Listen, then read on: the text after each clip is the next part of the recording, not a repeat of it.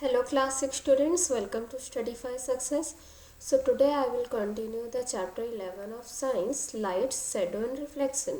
तो last lecture में हमने ये सारे टॉपिक्स कवर किए थे और मैंने आपको इस चैप्टर का ओवरव्यू दिया था कि लाइट क्या होता है, luminous objects, non luminous objects, transparent, opaque and translucent objects, characteristics of light, shadow and its properties, pin hole, camera, mirror and types of mirror, इन सब का मैं आपको ओवरव्यू दिया था कि इस चैप्टर में एक्चुअली चीज़ें हैं क्या।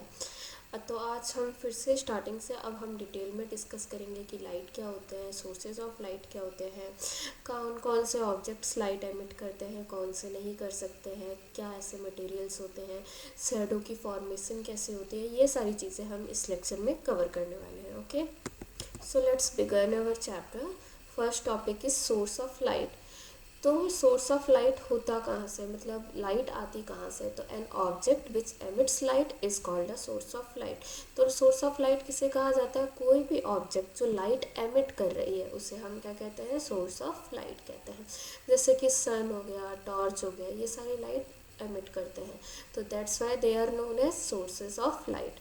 तो अब आपके दो तरीके के ऑब्जेक्ट्स होते हैं, एक लुमिनस ऑब्जेक्ट, एक नॉन लुमिनस ऑब्जेक्ट। तो लुमिनस ऑब्जेक्ट्स वो ऑब्जेक्ट्स होते हैं which emit their light on their own, अपनी खुद से लाइट एमिट जो करते हैं वो क्या होते हैं, लुमिनस ऑब्जेक्ट्स।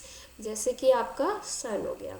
और वहीं पे नॉन लुमिनस ऑब्जेक्ट्स की अगर हम बात करें तो these are the objects which do not emit light of their own, जो अपनी खुद से लाइट एमिट नहीं करते हैं।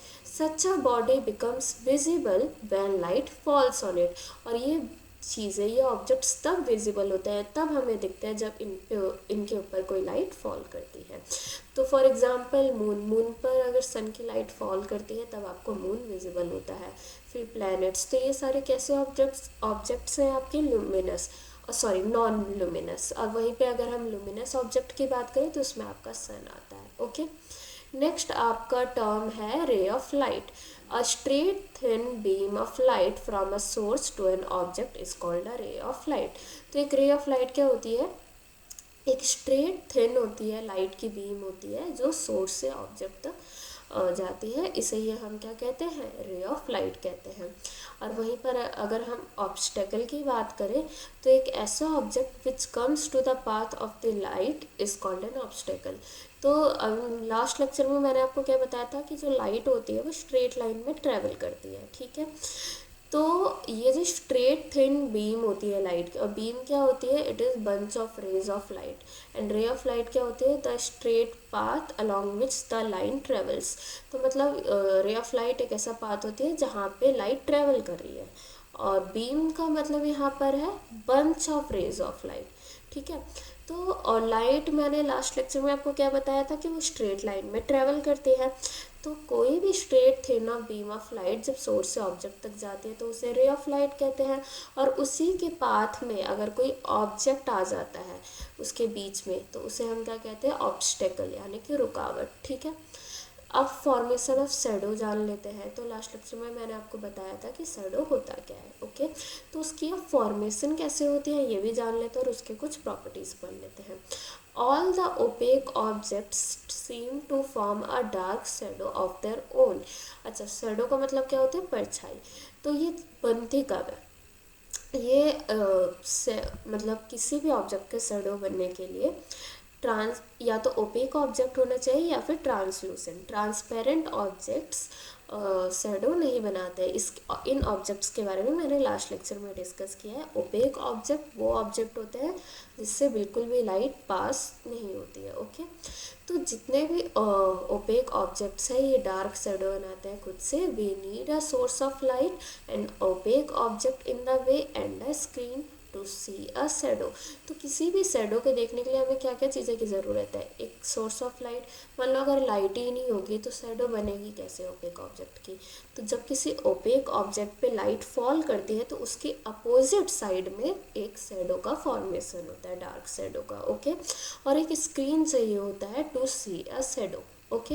अब यहाँ पे स्क्रीन का मतलब क्या है, क्या स्क्रीन टीवी की स्क्रीन? नहीं, ये एक सरफेस होता है on which the shadow is formed. It may be a buttery paper और सिंपली ग्राउंड। तो या तो ये बटरी पेपर भी हो सकता है, बटर पेपर आपका कौन सा ऑब्जेक्ट है? ट्रांसलूसेंट ऑब्जेक्ट है। तो या तो ये बटर पेपर भी हो सकता है, सिंपली ग्राउंड भी हो सकता है। तो स्क्रीन, यहाँ पे स्क्रीन का क्या मतलब है? एक ऐसा सरफेस जहाँ पे शेडो फॉर्म हो रही है। अच्छा, इन शेडोज से हमें क्या क्या पता चलता है? शेडो हमें ऑब्जेक्ट्स के शेप का इंफॉर्मेशन देती है, पर as it is a dark shadow, it the colour of the opaque object does not affect the colour of the shadow. तो ओपेक ऑब्जेक्ट का जो कलर है वो शेडो के कलर को अफेक्ट नहीं करता है। इट मीन्स आपको शेडो से ओपेक ऑब्जेक्ट या किसी भी ऑब्जेक्ट जिसकी शेडो बन रही है उसका कलर का पता नहीं चलता, उसके शेप का पता चल सकता है। ठीक है। All the space behind the opaque object up to some distance behind it seemed to be filled with the shadow।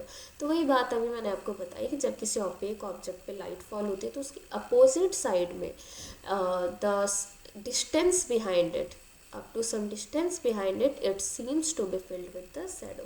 तो वहाँ पे शैडो। तो अब देखो, ये लाइट का सोर्स है, ये एक ओपेक ऑब्जेक्ट है।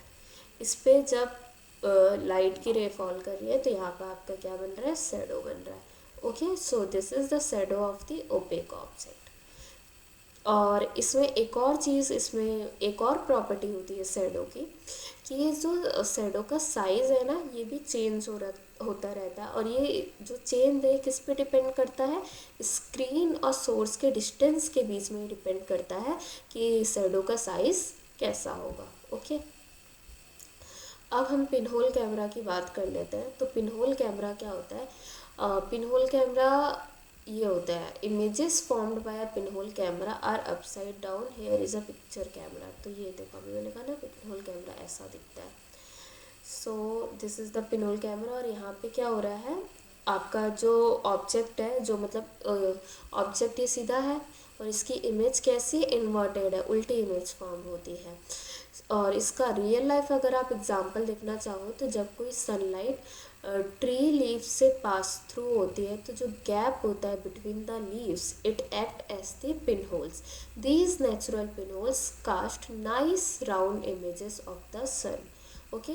तो पिनहोल कैमरा क्या होता है, पहले इसके बारे में समझ लेते हैं। कोई भी image that is formed by pinhole camera are upside down, उल्टी इमेज बनती है। और ये आपको एक पिक्चर दिखाई दे रही है जहाँ पे इमेज शो हो रहा है कि कैसे path of rays of light coming from an object far away to a pinhole and then to a screen. तो किस तरीके से ये पिनहोल कैमरा वर्क कर रहा है और कैसे इसमें इमेज बनती है। इसका रियल लाइफ एग्जांपल है gaps between the leaves act as the pin holes. तो जो पेड़ों में जो पत्ते होते हैं उनके बीच से जो सनलाइट पास होती है, फिर आप जो देखोगे इमेजेस बनती है सन की। Okay, round images. तो ये नेचुरल पिन होल्स है और ये क्या कास्ट करते हैं, मतलब राउंड इमेजेस सन की। ओके। नेक्स्ट आपका आता है रेक्टिलिनियर प्रोपोगेशन। तो मैंने आपको बताया था कि अगर रेक्टिलिनियर प्रोपोगेशन ऑफ लाइट की बात की जाए तो इसका मतलब है हम कह रहे हैं light travels in a straight line. So this it is called rectilinear propagation of light. अब नेक्स्ट बात कर लेते हैं image formed by plane mirror. तो प्लेन मिरर से इमेज कैसे बनती है? We are able to see, plane mirror वही जो आपके घरों में होता है, normal plane flat mirror, that is your plane mirror. We are 3 types of mirror होते हैं, कॉन्वेक्स, कॉनकेव एंड प्लेन। तो अभी प्लेन के बारे में हम पढ़ लेते हैं। We are able to see images through a mirror.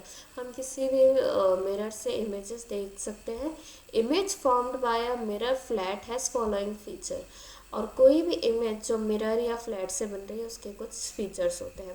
Reflected image retains the colour of the object. जो रिफ्लेक्टेड इमेज है वो ऑब्जेक्ट का कलर भी रिटेन करती है। And image is erect but laterally inverted. Image erect तो होती है पर लेटरली इन्वर्टेड होती है, मतलब सीधी तो है पर ये इस तरीके से इन्वर्टेड है। So this is the lateral inversion by a plane mirror. I hope it's clear, समझ आ रहा होगा। लेटरल इन्वर्जन का मतलब समझ लो क्या होता है। Right side of the object appears as left side. तो किसी भी ऑब्जेक्ट का जो राइट साइड है वो यहाँ पर आपको कैसे दिख रहा है रिफ्लेक्टेड इमेज में? लेफ्ट साइड दिख रहा है। And for example if we show our right hand image in the mirror will show as left hand. तो अगर हम अपना राइट हैंड कभी मिरर पे दिखाएंगे तो जो मिरर इमेज है वो क्या शो करेगी, हमारा एज लेफ्ट हैंड शो करेगी। सो this is the lateral inversion. Okay, but here image is erect but laterally inverted. I hope it's clear now. अच्छे से समझ आ गया होगा। In a mirror if you see another person, surely the other person can also see you in that mirror. एक mirror में अगर आप किसी दूसरे इंसान को देख रहे हो तो दूसरा पर्सन भी देख सकता है कि आप उसको देख रहे हो। अच्छा, लूमिनस ऑब्जेक्ट्स मैंने आपको स्टार्टिंग में ही बता दिया। Object that give out or emit light of their own are called luminous objects, for example sun. तो वो ऑब्जेक्ट्स जो अपनी खुद से लाइट एमिट करे वो क्या होते हैं, लूमिनस ऑब्जेक्ट होते हैं। और एग्जांपल आपका सन हो गया।